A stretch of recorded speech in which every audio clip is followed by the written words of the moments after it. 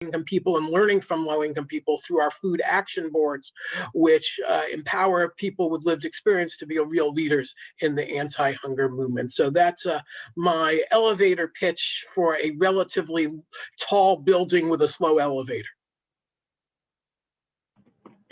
Thank you. Michael J. Thank you, Kimberly, and thank you, Joel and Heather, for letting us join into this. My elevator pitch is similar, which is that Maryland Hunger Solutions works to end hunger in the state of Maryland. We are a project of the national organization, the Food Research and Action Center, which last year celebrated its 50th anniversary.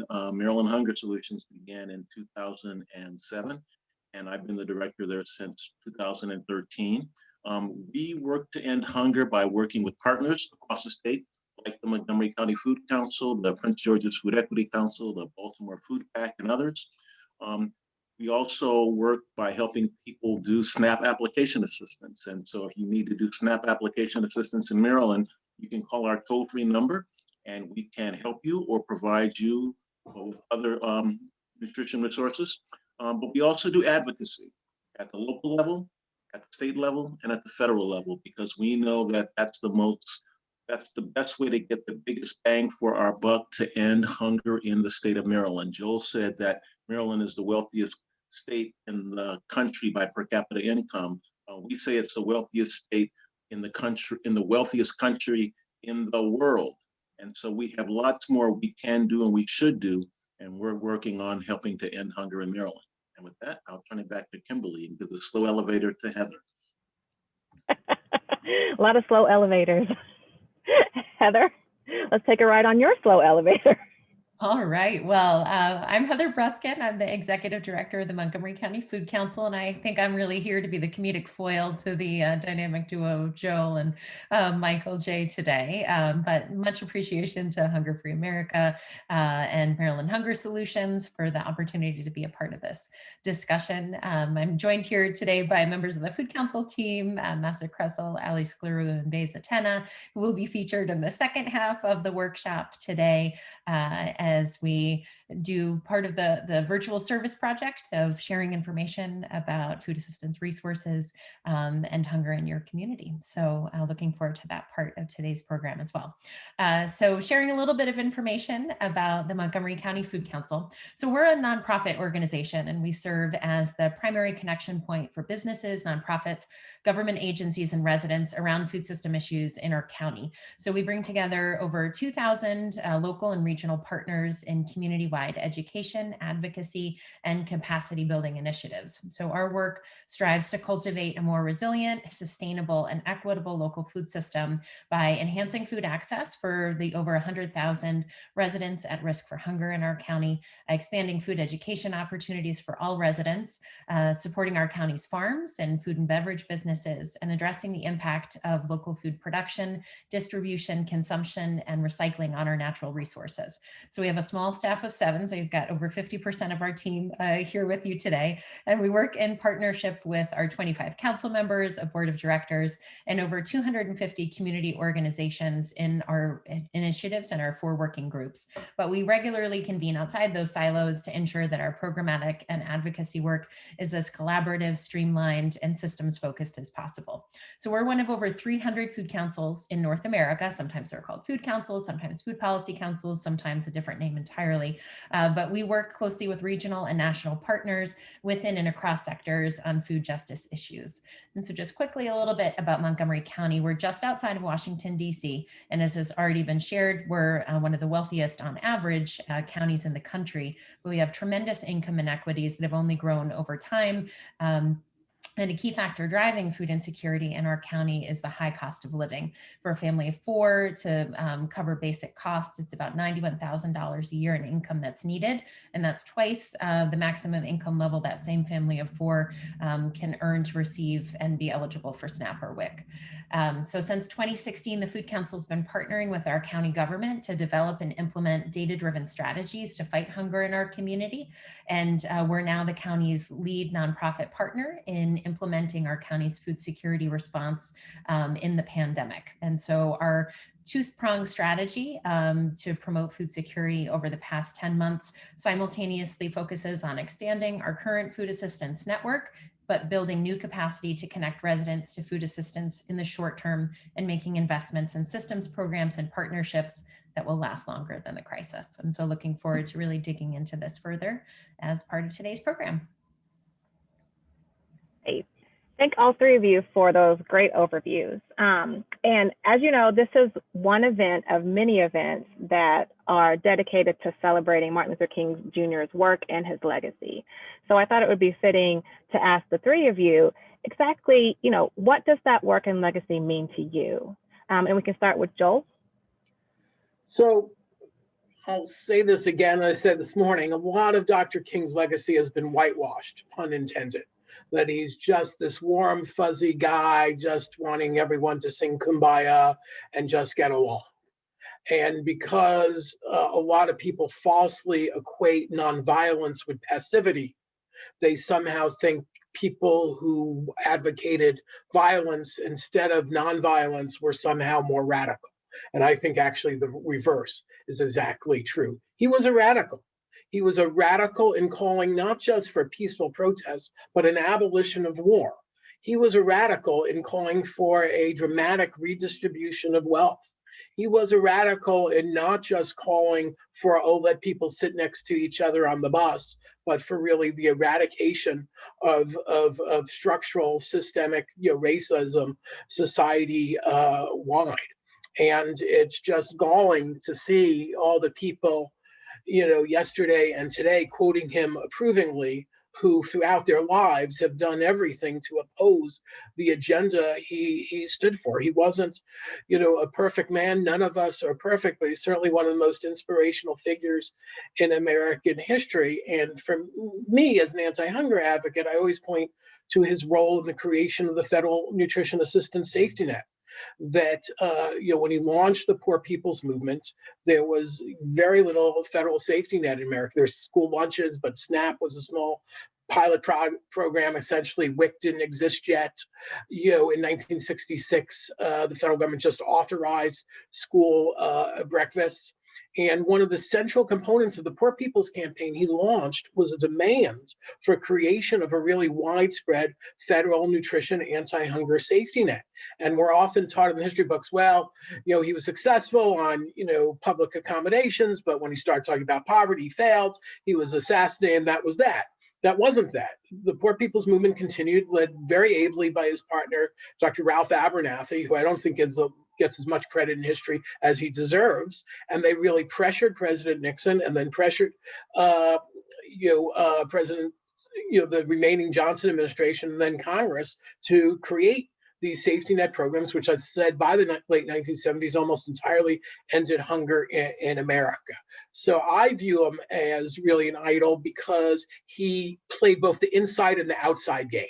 Like he worked as closely as possible on the inside with elected officials, but also continued to build the movement, to use social pressure, communications on the outside to press them to do the right thing. So that's what he means to me. And his dream isn't fulfilled by having hypocrites go to his monuments in the mall. His dream will be fulfilled by eliminating poverty, racism, and war. Great. Michael J. The thing about following Joel is that he says so much of what needs to be said, but I'm gonna add a little bit to it anyway. So I love the King holiday. It's my favorite holiday because it lets us think. It forces us to think about what this nation should be, what this nation can be, and what this nation is not. It's the only holiday that we celebrate on behalf of a person who was not a president. And so you can't underestimate the impact that his work and his vision and, yes, his dream have for all the work that we do as anti-hunger advocates. I'm always conscious that Dr. King would find that what we have done has been progress, but has not been enough progress. And the example I will give you is that if you look at Martin Luther King Boulevard or Martin Luther King Drive in any city in the country, it's always in an African-American community that's experiencing poverty. Even in his death, we have segregated Dr. King.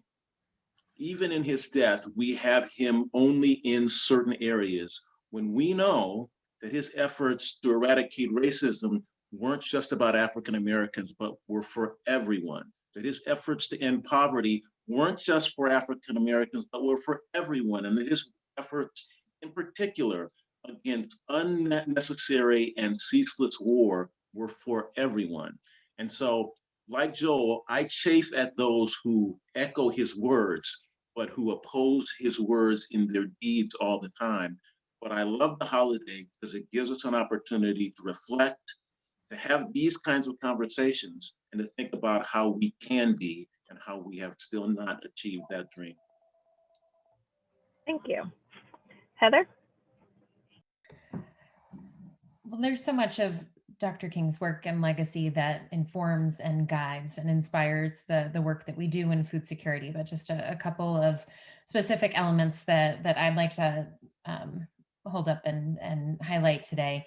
The first is the question of what is the true will of our community and our country and our leadership to actually solve hunger and address poverty and eradicate these issues in our community. And Dr. King had discussed how in our country we have the resources and the means and the tools that we need to achieve these goals. But ultimately, what's the level of commitment and investment that we as a community are willing to make in order to end poverty? And this certainly directly ties to fighting racism as well, that we have the tools and the roadmap in order to achieve this, but it's ultimately the question of what is the will. And I think that's something that we need to constantly hold ourselves and our organizations and our elected officials accountable to, what commitments are we willing to make to achieve that. True systems change that's required, and equality requires policy change and action. And so that's definitely at the heart of what the Food Council strives to do through collaborative policy work. And it's also really important that we're looking at this not exclusively through a food lens, that if we're just working on food system issues, we will not achieve the goals that we're seeking.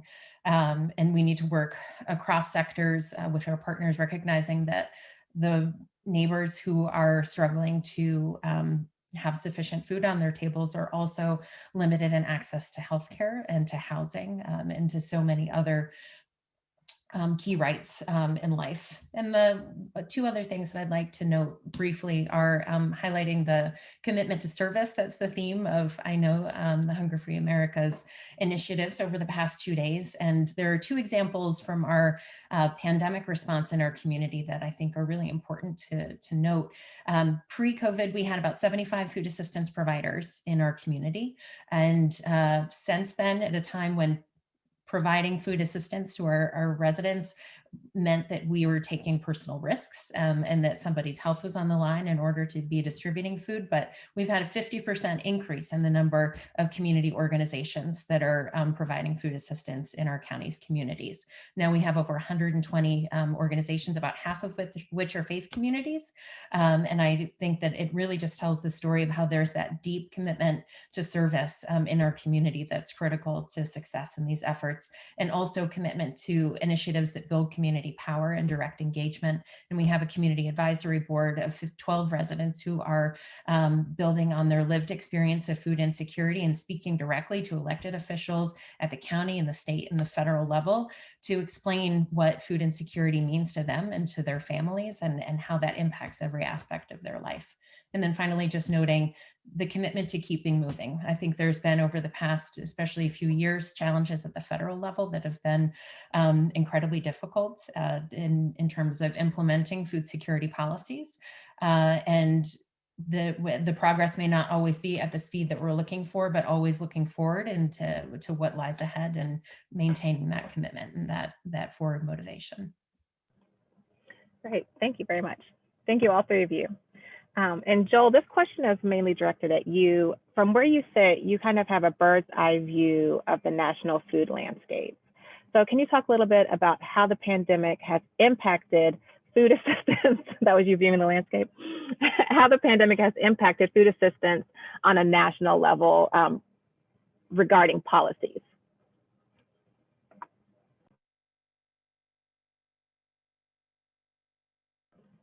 And you're on mute. Joel Sorry. sounds better when he's muted. Trust me, he really does. Yeah, there you have it. Well, my phone was going off. My landline, I keep it just for emergencies. And I get all these fake calls. Anyway, I thank you for the great question. The narrative that I've really been pushing back on since March is the narrative that, oh, we only have a hunger problem now. And the hyper focus on the newly hungry. And the media is hyper focused on the newly hungry. Many elected officials are hyper focused on the newly hungry. And frankly, many charities are focused on the newly hungry. And not to be too cynical about it, I think they think that makes it easier for them to raise money. If they say, well, this isn't those plain old poor people, this is sort of a new kind of poor people, and there's sort of a racial subtext to that and a class subtext to that, now that people are hungry, they don't deserve it because it's forces beyond their control when, the implication is people previously did deserve it or didn't matter.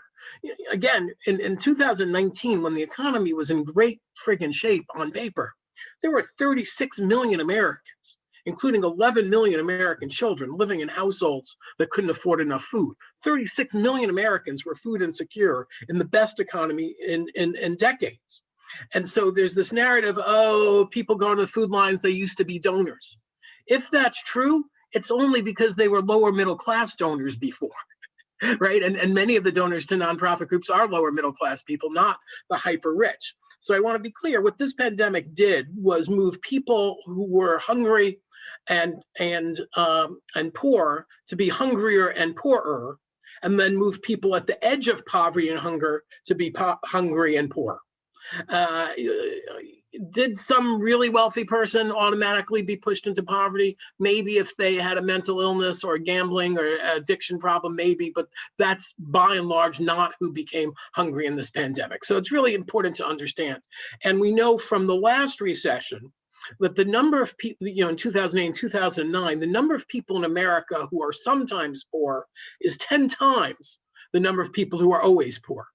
Let me repeat that. The number of Americans who are sometimes poor is 10 times the number of people who are always poor. And why is that important? Because it helps us understand that the main cause of poverty is economics, not behavior. I don't discount behavior 100%. And if I challenge the right to accept that 80% of this is economics, I challenge the left not to totally take away personal agency from people to have control over their lives. But if you understand that most poverty happens based on economic changes, then it's a very different construct, and you really take away a lot of the racial framing of the so-called inherited poverty or intergenerational poverty, et cetera. So with the nutrition landscape, the most important program in responding is the SNAP program. And I should say, even before the recession, this setback, the federal safety net was way underutilized, right? Millions of people eligible for SNAP didn't get it. About half the people eligible for WIC didn't get it. Half the people who get school lunch don't get school breakfast. 85% of the people who get school lunch don't get summer meals. And that's just who's eligible under the existing law, when I think plenty of immigrants and working people should be eligible for these programs. Even given that inadequacy of the food safety net, the food safety net, the government safety net, is about 14 or 15 times the dollar amount of food distributed by every charity in America. Let me repeat that. The federal nutrition assistance safety net is 14 to 15 times the dollar amount of food distributed by every charity in America.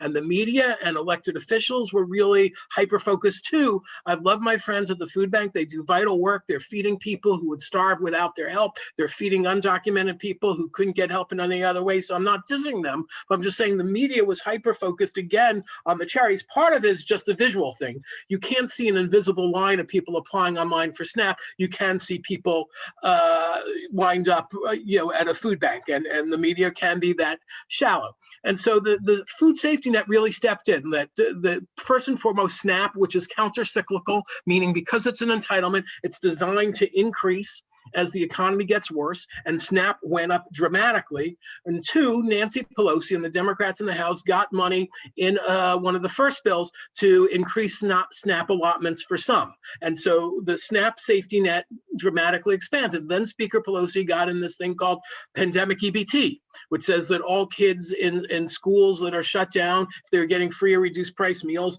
their parents would be eligible for free meals. And New York State alone, that provided in its first round over $800 million worth of food to the parents of 2 million kids. $800 million worth of food to the families of 2 million kids. And that's just New York State. And so again, I will be like a broken record over and over again. Hopefully, a good broken record, maybe heard it through the grapevine or something. That the safety net really did work, and there are big problems with it. There are big problems when school meals were shut down and there weren't adequate alternatives. Because before the pandemic, on any given day, 29 million kids got school lunches. And look at Montgomery County. Again, as you know, there's vast inequality of wealth there, and not Potomac doesn't need it as much as parts of Silver Spring, to be frank, about this. But the number of alternative distribution places for school meals in Montgomery County after the pandemic was far smaller than the number of schools serving food. And so people did heroic work in a very short turnaround, but there were massive gaps in that food distribution, and that's why hunger shot up so much. I'm sorry. I was in the South a few months ago. That's why I'm speaking so slowly in my laconic, Southern-esque, way. And I'll slow down even more because I do note, Maryland was below the Mason-Dixon line, even though it did stay with the Union. And speaking of acknowledgments, we should acknowledge, right? New York was a slave state. Maryland was a slave state. So we could go on acknowledgments, but I digress. Which are still excellent conversation points. And Michael J., what I'd like you to do is kind of expand on what Joel has just mentioned and talk about how, from a state level, how the state and the national work together to combine to address policies and food hunger. Oh, I want to recognize part of what Joel said, a lot of what Joel said. I'm not taking away from him, but I really want to focus on the acknowledgement that there were people experiencing food insecurity and poverty before the pandemic hit. So in the state of Maryland, before the pandemic, there were 590,000 people on SNAP. That's not including WIC. That's not including folks who weren't eligible. 590,000 in what many people thought was a very successful economy. That's in a state with 6 million residents. So that's still a very high number. Now, at its height, we had 855,000 people on SNAP, which was the most we'd ever had in state's history. And now it's come back to 690,000, but we're still having real efforts. And like Joel, I chafe at the notion that some people say that because of the pandemic, there are people who, quote, through no fault of their own, unquote, are now eligible for these programs. Well, a lot of folks are eligible for the program through no fault of their own. Folks who are seniors, folks who are kids, folks who are disabled, folks who can't get a job because for whatever reason, they can't get a job. And so recognizing that people are having these challenges is why we have these programs. And we talk about Maryland having such good income, and we've got these data sheets that we put out in the public, both for the press, and for policymakers to look at exactly what's going on in Maryland in terms of SNAP participation, in terms of WIC participation, in terms of school meals. And I think Rachel's going to put that in the chat for all of you to be able to see in case you're interested in looking around the state of Maryland. So it's true. Howard County has the highest per capita income in our state at $117,000. Montgomery County is close at $106,000 per person. But in Somerset County, not Baltimore, Somerset on the Eastern Shore has the lowest at $42,000. And so we have this wide diversion of policies. But the important thing about understanding what is really available to people, then you can address the solutions. And I want to touch on what Joel said because I think it's so important. There's an old former chief of staff at the White House who says, never waste a crisis. And so many of the things that we've done during the pandemic, are things we should have done anyway. Pandemic EBT to make sure that kids have access to meals when schools aren't in, Should have done it anyway. Increasing the minimum benefit, increasing it to the maximum amount, we should have done it anyway. You know, increasing the benefits and making sure that people don't have to go through onerous processes to get benefits again, to be able to do it remotely. Some of the things that we've done in Maryland and have done in other places, like online SNAP in some places, and we're working on this in Maryland, hoping to get restaurant meals application, the restaurant meals program brought to here as well. There are so many things that we are now doing that we should have been doing anyway. And so while I'm not happy about the pandemic, don't get me wrong, I'm happy about the tools that we've used, and I want to make sure that we continue to use as many of them going forward as possible. We needed them before, we need them now, and we're going to continue to need them. And so I really want to find ways to extend those tools forward to help us strategically address food insecurity in the state. And so we're going to need federal partners for that, and we're going to need local partners for that. We want to make sure that that happens. Can I just add one more acknowledgement? Some of you know this program is coinciding with a national time of mourning for COVID victims that the president-elect is holding. And I believe we scheduled this before that was announced to the public. So I just want to acknowledge that I think over 2 million people worldwide, and over 400,000 of our fellow Americans have died from COVID. And we know that people of color have disproportionately gotten COVID and died from COVID. We know that low-income communities have disproportionately gotten COVID and died from COVID. And part of that is because of food insecurity. The people of food insecure are more likely to get communicable diseases because their immune systems are compromised, and people of food insecure can't get the healthiest food, so they're more likely to have hypertension, diabetes, heart disease, and obesity, and thus die from COVID-19. So I know this wasn't my term, but I thought I just had to put that in there because it's obviously a pretty somber time. I understand, outside my window I can see the Empire State Building lighted in mourning. Well, and if I could just touch on that for 1 second before we go to Heather. I mean, I think it's also true, Joel, in the spirit of Dr. King, people who are food insecure, who are experiencing poverty, who don't have health care, when their government is trying to take health care away from millions of people, we have really tough times. But I think the challenge going forward is how do we make changes that can sustain and improve the lives of all of those folks. That is correct, very relevant. And sorry to move to Heather after that, but just to recap, I'm going to ask you to do a similar task that I asked Joel and Michael J, and that is to talk about how at the local level, how does the community connect with the state and the national policies to address food insecurity and food assistance? So much for that question, Kim, and just appreciating what Joel and Michael J already shared about truly the moment that we're sitting in, both in especially so close to our nation's capital. I think there's just so much on everyone's minds, and on when your watch tells you in the middle of a session that just at that moment your country's crossed that 400,000 people perished threshold. That's very important to recognize. So I appreciate both of your sharing that thought.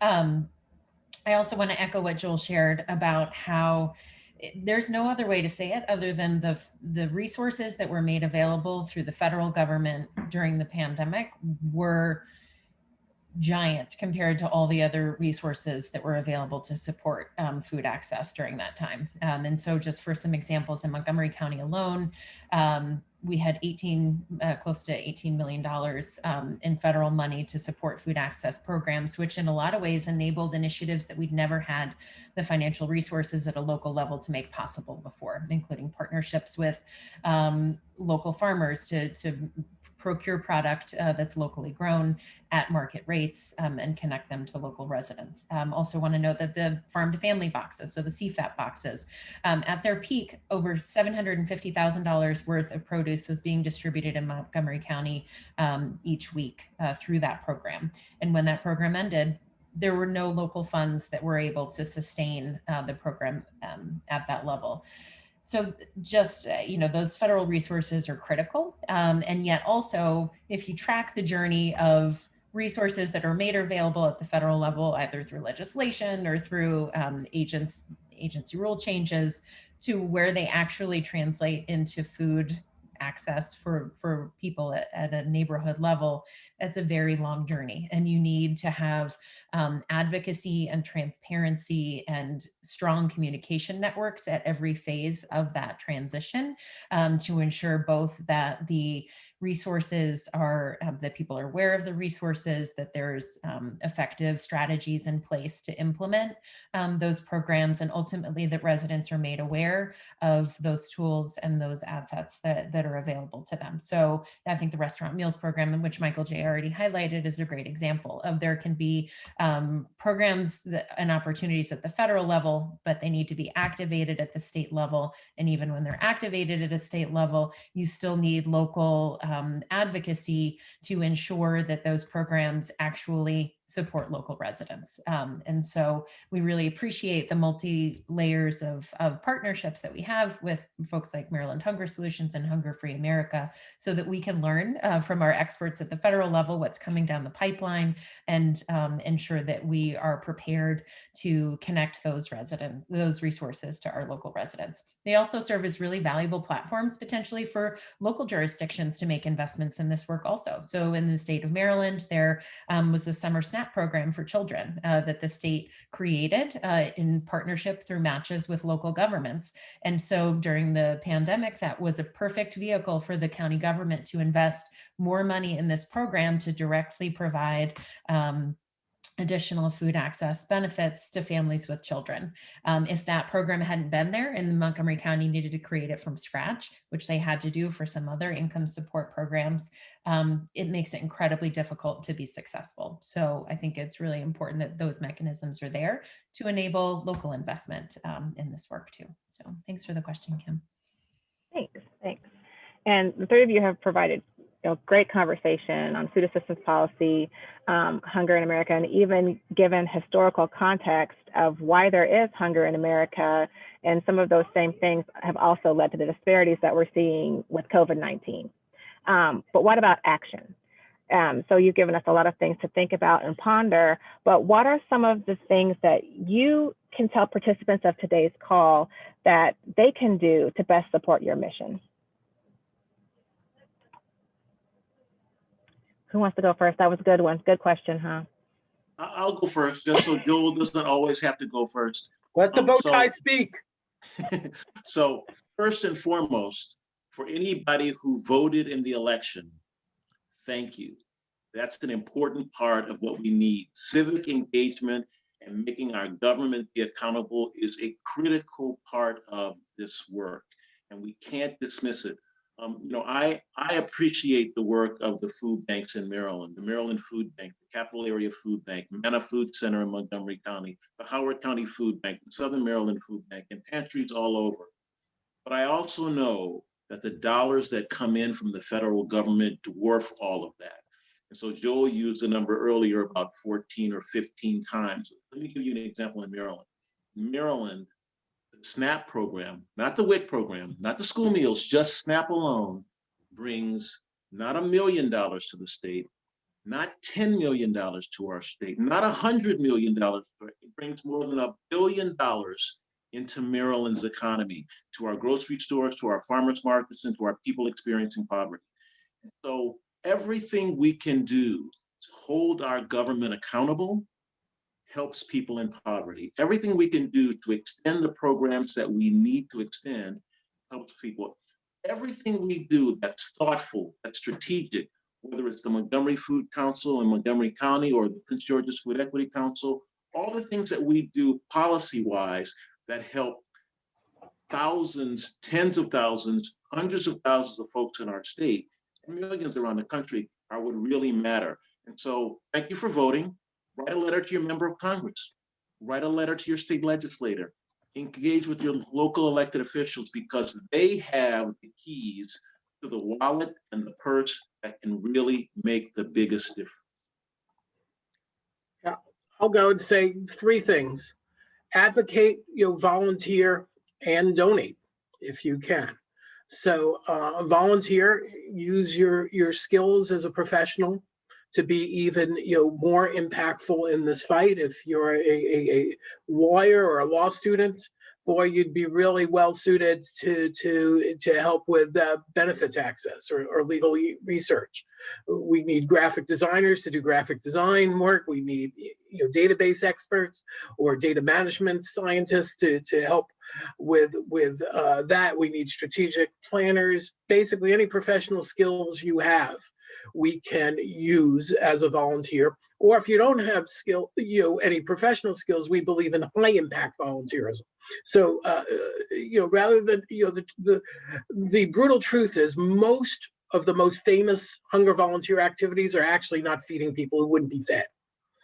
Having 20 people, put a granola bar in a bag instead of 5, may do it in a half hour instead of 40 minutes, but you're actually not feeding someone who's not fed. And sometimes they literally at the food bank, hide the forklift in the back to make sure that Cub Scout troop has something to do over 4 hours that they could have done with the forklift over 30 seconds. Or, the other groups, the big food soup kitchen, they hire they hide the food processing machine in the back because they want everyone to cut it up.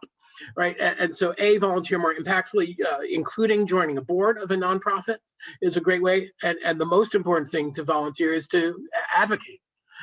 Truth is 10 minutes calling Congress is going to do more to end hunger than 10 years of serving soup. I really believe that the facts bear that out. I'm glad we had a record turnout in this election, but by and large, most people are still in their daily lives pretty apolitical. When they do call congressional offices, they're usually asking for a favor for them personally. They want the pothole on their street filled. They want to know why, if they decided, to go to Italy tomorrow, that they can't get a passport overnight. And so the number of people who call Congress with a non-self-interested issue, and if you're hungry, you should definitely call as well. But other people saying, gee, I care deeply about hunger, you really get their attention. So advocate. It really matters. Don't think that it's just a cop-out to say the political system's so broken, none of this matters. And I must say, the greatest victory of the right isn't convincing conservatives to be conservative. It's convincing young progressives coming up to discount government as the top answer to poverty in America. All these lefty hipsters doing these community fridges, that serve half a dozen people at a time and feeling smug about it, instead of doing some real serious advocacy.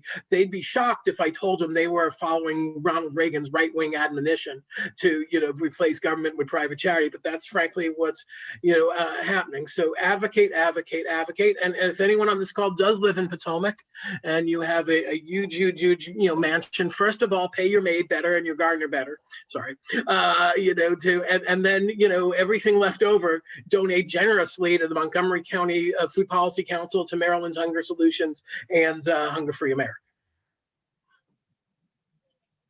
Once again, tough tax to follow, but I would just reassert the volunteer, the donate, and the advocate, and noting that Montgomery County is a perfect example of a place where there is not nearly as much awareness as there should be of food insecurity as an issue in our community, as an issue in every single zip code in our community, something that residents everywhere are experiencing. And that leads to increased stigma and just underscores the lack of awareness of resources that are available, and then also ways that we can play a role in supporting everybody in our county and in our communities. So I hope that everybody will stick around for the second half of this workshop, which will star a number of the other partners on this call, but as a way to really play a role in raising the visibility of food insecurity, resources, of how many people and some of the facts around hunger in your community, as well as ways that you can be involved and advocate. Certainly look for a food council in your community. Like I said before, there's hundreds of them across the continent, and we all probably approach our work in slightly different ways, but really the focus is on convening partners and promoting food justice.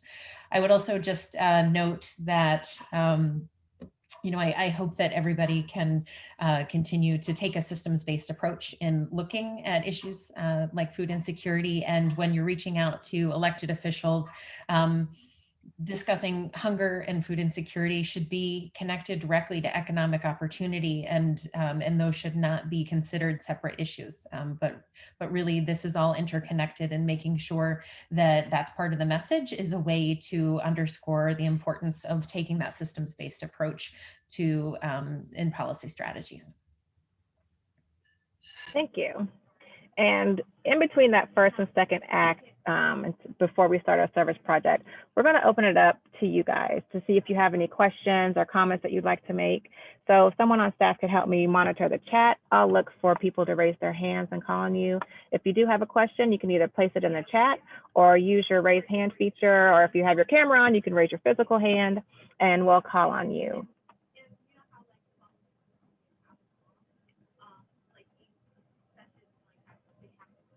Don't be shy.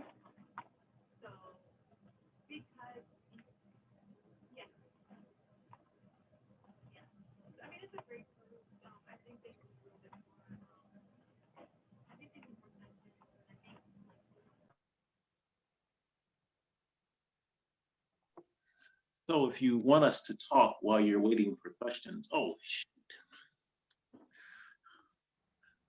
We did have one come up. So David Lee has asked, I think Joel suggested that we join a nonprofit board. How should we do this, and what should be the goal of it? So under federal law, any organization that's a nonprofit group, a 501c3, has a board of directors. If you're a small religious group that's administering programs, you might not have a separate board of directors from the religious group, but any social service agency of any size that is independent is an independent 501c, meaning that your nonprofit group that donations to whom are tax deductible is required to have a board of directors. What organizations seek for their board of directors varies all over the map. Most are looking for the board of directors to help at least somewhat raise money for them, and that's the reality. But many look for diverse people who bring different skills to the tables and different life experiences. What you're required to do as a board member varies a little under state law, depending on what state you're in. But in New York, you basically have a responsibility to sort of hire and supervise the staff. Normally, in a well-functioning organization, they don't hire and supervise all the staff. They usually hire and supervise the CEO or the executive director or the top person, and then that person manages their staff. In my view, that's the best practice, not the board micromanaging everyone on staff if you have multiple people. But ultimately, my board hired me, and they can fire me or discipline me or promote me or whatever. So that's a key role. And the so-called fiduciary responsibility, that's a fancy term, but basically have a good feel of how much money the organization has, how much it's taking in, how much it's spending, that it's complying with all laws, that it's basically using the funds legally and appropriately, to be blunt, that no one's stealing it, that no one's wasting the money significantly. So those are among the key responsibilities of a nonprofit board. If anyone's interested, you can email me at jberg@hungerfreeamerica.org, and we can discuss it more. And frankly, who they're looking for really depends on the size of the organization. Hunger Free America, we're about a $4 million organization. We are looking at this point people relatively senior in their careers, relatively accomplished in their fields.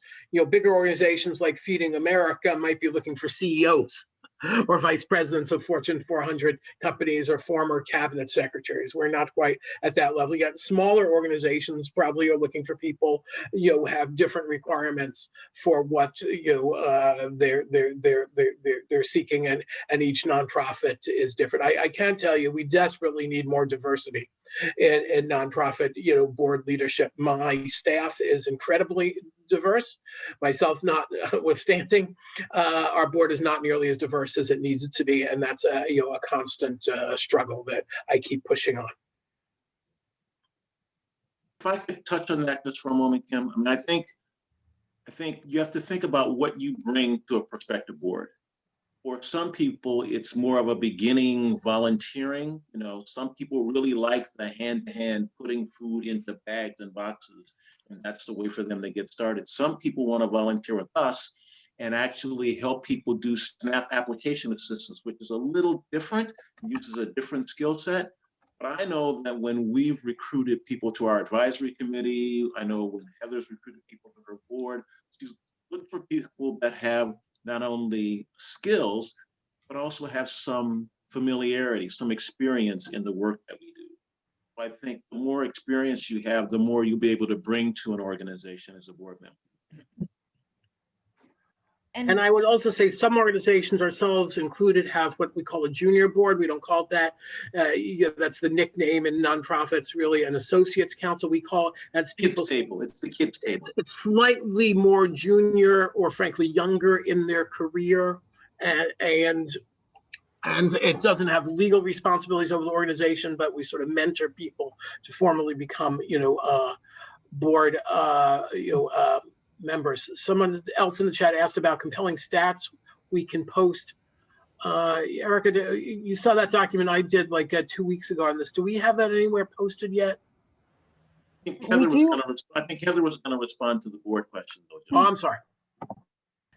The one thing that I wanted to note just really quickly is that we are, I think, in a really interesting time in the development of food systems work and food justice work. And there are a broad, diverse array of nonprofit organizations working in that space. And so, and I'm not saying this just because I have two exceptional board members in this meeting today, but I am really blessed with board members who are passionate about the work that we do and the unique role that my organization and our organization plays in our issue area and in our space. So I think finding an organization that's a good fit with your interests as well as your skills and your passions is going to be the best way to find where you want to invest your time and ultimately potentially, your skills and your financial resources and finding the best match is a good work, is a good thing for both the organization and the potential board member.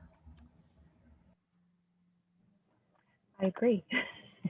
We have I should also say you shouldn't take it on lightly, especially if you're an actual board member as opposed to associate counsel. You have legal responsibilities and really moral responsibilities, and other people's lives, particularly if you have professional staff, their lives, how much they get paid, whether they still work, are on the line. So I don't mean to scare people, but I also think you need to know it is a pretty serious responsibility you'd be committing to. Most organizations have board meetings at least 4 times a year. Some are more frequent than that. Most of the meetings are at least a few hours. Many have committee assignments they ask people to take on. So it can be very, very, very rewarding. We've had at least one board member with us more than 20 years, but people should understand that it is a fairly serious commitment. I have a question. So I think stories are always the most impactful way to share the urgency and the need out there. What are your thoughts on engaging with clients who are receiving food? Making sure that you are treating them in a very dignified way and you don't want to exploit anything, but knowing that their story is so compelling and that it might help advance the cause. I can respond. So I will preach about this till I'm dead, that no social movement in the history of the world has been won by one people on behalf of another. Right? Some white people paid the ultimate price for engaging the civil rights movement, their lives. But if it wasn't a Black-run movement, we wouldn't have had even the progress we've had today. If women were still waiting for men to give you the right to vote, you guys still wouldn't be voting today. LGBTQ people wouldn't have the progress we have today. And you may know that Biden announced today the very first nominee in American history for a transgender person to be a Senate confirmed, appointee. And if you're just waiting for straight, cis people, you wouldn't have that progress, today. And I have nothing against upper middle class white people being one. And there are plenty of, white people who are hungry in America. But this idea that, we're going to end hunger by sort of guilting upper middle class white people and feeling bad about hunger, and then they're magically going to pay their workers more and raise, wages and raise their taxes to spend more on SNAP is preposterous. And so, we really need the people most impacted by this to take more of a leadership role in this movement. And I've seen organizations work with people with lived experience very effectively, and I've seen organizations do it in an extraordinarily patronizing manner. I hate when organizations use the phrase, we want to put a face on hunger, as if low-income people don't have a face. Just because you don't look at them doesn't mean they have a face. Or say, oh, we're going to give them a voice, as if they don't have, a voice. And so we have a program at Hunger Free America called the Food Action Board. We've done in New York City. We'd love to find the resources to expand it nationwide, to recruit people with lived experience to be in a joint training program with them.